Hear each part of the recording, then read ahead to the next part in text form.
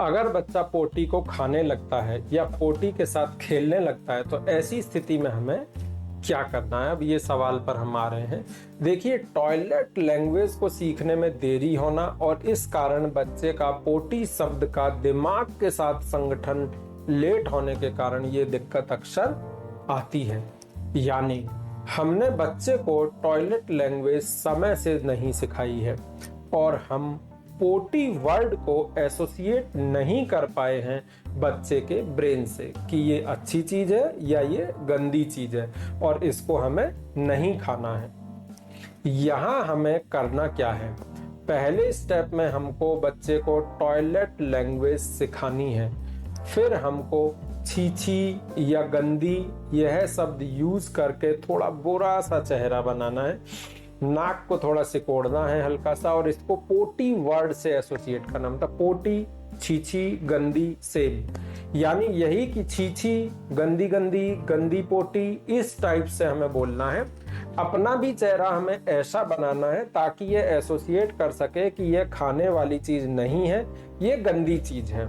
यह हमें early as से ही बच्चे को सिखाना है। हो सके तो ये चीज हमें 6 से 7 महीने के बच्चे की उम्र से ही स्टार्ट कर देनी है, तब भी हम इस चीज को ट्रेनिंग को बच्चे को दे सकते हैं। उस एज पर भी हमें कोई दिक्कत नहीं है सिखाने में। इसको सिखाने के अन्य तरीके क्या हैं? तो देखिए, अन्य तरीके के लिए हम इसके लिए क्या करेंगे, सूजी लेंगे, बेसन लेंगे और आटा लेंगे। सूजी में हम ज्यादा पानी मिलाकर उसकी कंसिस्टेंसी को लूज वाटर स्टूल टाइप की कर देंगे, यानी वाटरी लूज स्टूल जैसा होता है पनियाला दस्त, वैसा पतला दस्त जैसा बना देंगे। बेसन में हम थोड़ा सा कम पानी डालेंगे और उसको सेमी सॉलिड कंसिस्टेंसी देंगे, मतलब थोड़ा सा लिक्विड रहेगा, थोड़ा सा सॉलिड रहेगा। अब हम आटे में बहुत कम पानी लेंगे और उसको सॉलिड कंसिस्टेंसी देंगे, एक शेप देंगे पोटी जैसी। अब हमें करना क्या है, गंदा सा मुंह बनाना है, छीछी या पोटी शब्द बोलेंगे और इन तीनों कंसिस्टेंसी को ग्रेजुअली हम बच्चे के दिमाग में फीड करेंगे कि ये खाने की चीज नहीं है, ये गंदी चीज है, ये छीछी है। इसके लिए जब भी हम इन कंसिस्टेंसी को यूज करेंगे, हम टिश्यू पेपर का यूज करेंगे और इनको साफ करेंगे। गंदा सा मुंह बनाकर नाक बंद करके हम बच्चे के को साथ अपने लेकर के जाएंगे और टॉयलेट में फ्लश कराने की प्रैक्टिस कराएंगे।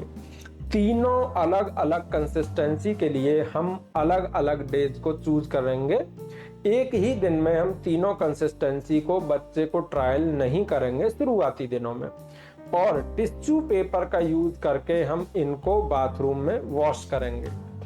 तो यहाँ आपने देखा कि हमें बच्चे की सोशल स्किल्स पर वर्क करना है और टॉयलेट लैंग्वेज पर किस तरह से वर्क करना है, क्योंकि अगर सोशल स्किल और टॉयलेट लैंग्वेज बच्चे की पुअर होगी तो यह प्रॉब्लम काफी ज्यादा गंभीर हो जाती है। हमें टॉयलेट लैंग्वेज को अर्ली एज पर ही बच्चे को इंट्रोड्यूस करना है। जैसे यूरिन के लिए हम सूसू शब्द का यूज कर सकते हैं, साइन लैंग्वेज में हम छोटी उंगली को दिखाएंगे, पिक्चर एक्सचेंज कम्युनिकेशन सिस्टम में हम शू करता हुआ बच्चे का फोटो दिखाएंगे बच्चे को। तो इस तरह से हम पिक्चर एक्सचेंज कम्युनिकेशन सिस्टम का यूज कर सकते हैं नॉन वर्बल बच्चों में और साइन लैंग्वेज। आप यहाँ पर इस बात को ध्यान दीजिए कि हमारा बच्चा वर्बल भी हो सकता है, तो उसको तो हमने सुसु वर्ड सिखा दिया, और जो नॉन वर्बल है उसको हमने साइन लैंग्वेज या पैक्स सिखा दिया। छोटी उंगली के लिए हम सुसु सिखा देंगे, हम पैक्स का यूज कर सकते हैं, ठीक है ना। तो ये कम्युनिकेशन सिस्टम्स का हम अच्छे से यूज करना बच्चे को अंदर डेवलप कराएंगे। बच्चे की फोटो बनी होती है पैक्स पर, ठीक है ना, जिससे मान लीजिए सूसू निकल रहा है तो उस फोटो को बच्चा हमें ला करके देगा जब उसको सूसू लगेगी। तो ये ट्रेनिंग का पार्ट है पैक्स के थ्रू, ठीक है। बच्चे को सूसू लगी, उसने वो फोटो दिखाई, हम बच्चे को लेकर चले गए। अब हम स्टूल लैंग्वेज को सिखाने की कोशिश करते हैं। अगर बच्चा हमारा वर्बल है तो हम पोटी शब्द बोलेंगे, पोटी शब्द बोलेंगे और छी छी गंदी ये मुंह बना करके एसोसिएट करेंगे पोटी को कि ये गंदी चीज होती है। अगर हमारा बच्चा नॉन वर्बल है तो हम साइन लैंग्वेज का यूज करेंगे, या हम इंडेक्स और मिडिल फिंगर को ऊपर करेंगे। बच्चे को सिखाएंगे कि इंडेक्स और मिडिल फिंगर को ऊपर करने का अर्थ है मुझे पोटी लगी है। अगर बच्चा इसको भी नहीं सीख पाता है तब हम पैक्स का यूज करेंगे, यानी पिक्चर एक्शन कम्युनिकेशन सिस्टम का तब हम यूज करेंगे। और इसमें हम बच्चे को पिक्चर देंगे जिसमें बच्चा पॉट पर बैठा हुआ है, यानी टॉयलेट सीट पर बैठा हुआ है।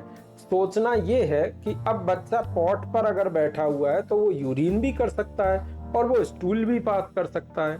तो ऐसी स्थिति में क्या किया जाए?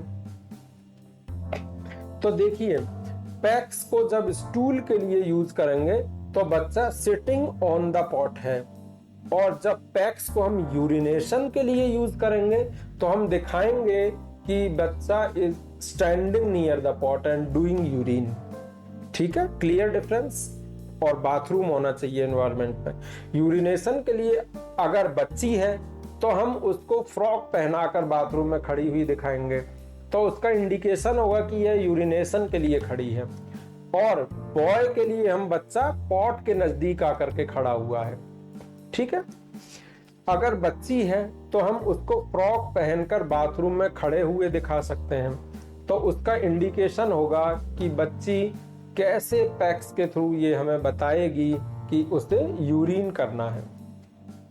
यह हमने अभी सीखा स्टूल लैंग्वेज को और यूरिन लैंग्वेज को, यानी टॉयलेट लैंग्वेज को हम बच्चे में, जो कि वर्बल भी हो सकते हैं या नॉन वर्बल भी हो सकते हैं, वो हम किस तरह से सिखाएंगे। बॉय यूरिनेटिंग बाथरूम, ऐसी फोटोज, ठीक है ना।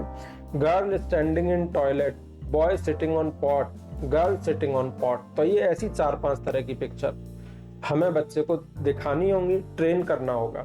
उम्मीद है आपको टॉयलेट लैंग्वेज कैसे बच्चे को सिखानी है इसका पे बनाया हमारा ये वीडियो पसंद आया होगा। हमें आपके सुझाव भी बहुत पसंद आएंगे अगर आप कमेंट सेक्शन में हमें देते हैं तो। और मिलते हैं हम अगले वीडियो में एक नई टॉयलेट ट्रेनिंग प्रॉब्लम के साथ। तब तक के लिए धन्यवाद। हमारे चैनल को लाइक करिए, सब्सक्राइब करिए और धन्यवाद।